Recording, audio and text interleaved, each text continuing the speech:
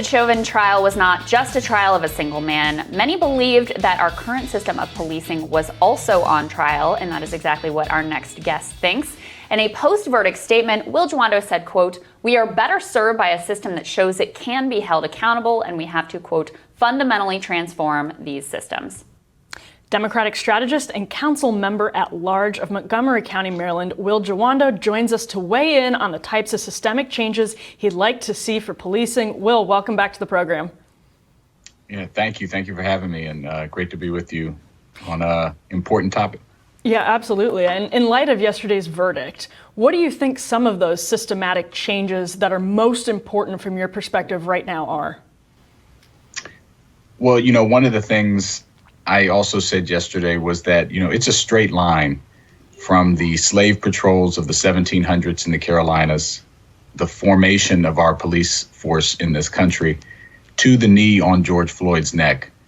And you have to understand that history and that legacy of state-sanctioned violence against African Americans in particular, and all communities of color, our disabled community, our LGBTQI community, women. You have to understand that. And if you're going to get to the systemic nature of it, because this was one verdict, right? And it was one where everything was lined up.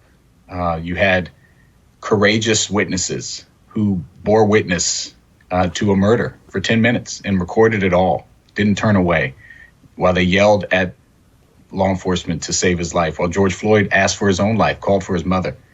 You had officers that stood by and did nothing. You had this dramatic video that was in the world. You had a months-long worldwide global protest. And then you get a verdict. 1 out of 2,000, I think, reported in the New York Times this morning. 1 out of 2,000 police officers who kills somebody in this country gets convicted of a murder or a crime or manslaughter. So it's a rare occurrence. And all that had to happen. And that just underscores the point that our system does not produce justice, particularly for people of color. And too often it ends in death. And many, many more times it ends in an arrest record that denies you housing or a job, just casual harassment in the form of stop and frisks and detainers. So we have to really look at the whole system. And we've spent a long time here focusing on accountability and transparency when misconduct happens, which is critically important to serve as a deterrent. But we also have to back it up and work on what are police spending their time doing? Are they focused on people who are dealing with mental health crises, homeless individuals? Are they responding to calls that they don't need to be? Are they in schools where they don't need to be, as opposed to focusing on violent crime? So one of the big reforms that I've been pushing is how do we focus our police on the most violent, urgent crime so that they're not stopping and frisking Black men or women or children or harassing kids in schools or dealing with people with mental health, which we know are going to lead to bad outcomes. And so that's one thing, getting the right sizing the police department. We did a smaller, more focused, more highly trained police department. Then who are we bringing in? Are we bringing in officers who have a real guardianship mentality, who are sworn to protect and serve, that aren't looking to be warriors? The psychological exams for police officers are a joke. If you type in psychological exam for police, the first thing that comes up on Google will say how to ace your exam. The average score is a 95 out of 100. And so we have really bad problems on the input side, too, about who we bring in, how we assess them, how we train them. So we need to work on that whole continuum. Yeah, and there's a sense, Will, basically, since we have all of this sort of societal decay, right? People who are struggling in every way imaginable, and that's reflected in statistics like life expectancy literally declining for some demographic groups, suicides spiking. This past year, we are likely to have seen the most overdose deaths in our nation's history, and the police are brought in to keep that all under control so that it doesn't affect the, worthy people in the suburbs or in the McMansions, et cetera. What I love about having you on is that this isn't theoretical to you. You're an elected local official. You actually have to get into the weeds and into the mud and figure all this out and implement it in a practical way that's going to make sense in all of the varied communities in your county. What do those discussions look like? What are some of the specific things that your jurisdiction is planning to implement or that you're fighting for? Yeah, it's a great question. And you're right about the premise. Our police, it's a tough job. And they're asked to clean up for society's lack of investment in mental health, lack of investment in education, in economic opportunity, the fallout of income inequality. So that is a problem. But it's a tough job, but that means it makes it even more important. We need to fix all those other things, but we also need the right people in the job. And so some really practical things is reducing disproportionate contact.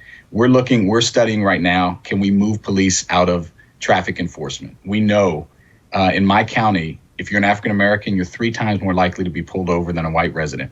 In some parts of our counties, in the wealthiest parts, the parts where you said where they're protected, in Bethesda, for example, in my county, you're 7 times more likely to be pulled over as an African American than a white resident, despite the fact that there's very few African Americans just from proportionally that live in Bethesda. And so you have half of our students arrested in our schools are Black, but they represent 20% of the school population. Wow. Go down the list.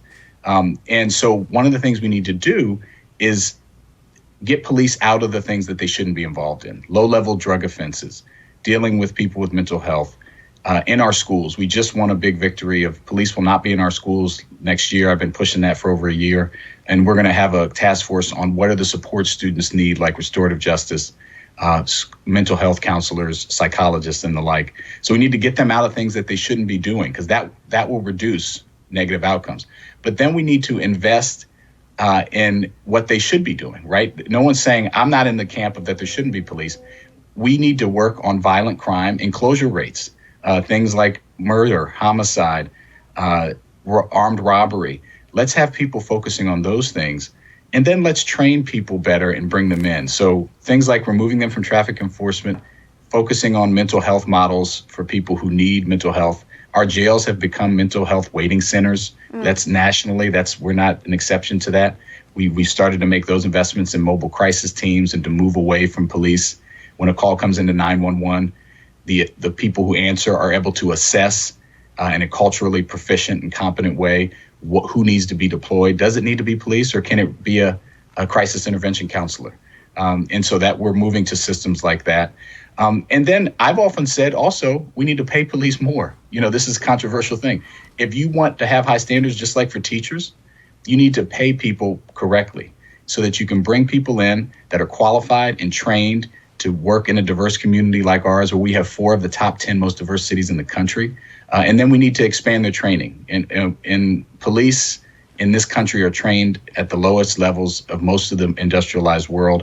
24 weeks in our county. It varies from 14 weeks to 30, depending on where you are in this country. In places like Germany and other places in Europe, you'll have training for 1, 2, or 3 years, almost like law school, before you hit the streets. And they learn things about communication skills and de-escalation. We're not doing enough of that here. And so it's all part of that. And then you need accountability on the back end. You need to be able to get people out who do things wrong quickly. Police unions have gotten in the way. We had this horrible case of a 5-year-old boy who was berated by police officers, yelled at in the face. It was global news. He was handcuffed, a little Black boy, because he wandered out of school. And that our police, we can't charge any of those officers with any crime because the misdemeanor timeline is a year. It took over a year for that investigation to finish and for us to even find out that it happened. So there's a lot of problems on that end, too, that we are still working to fix.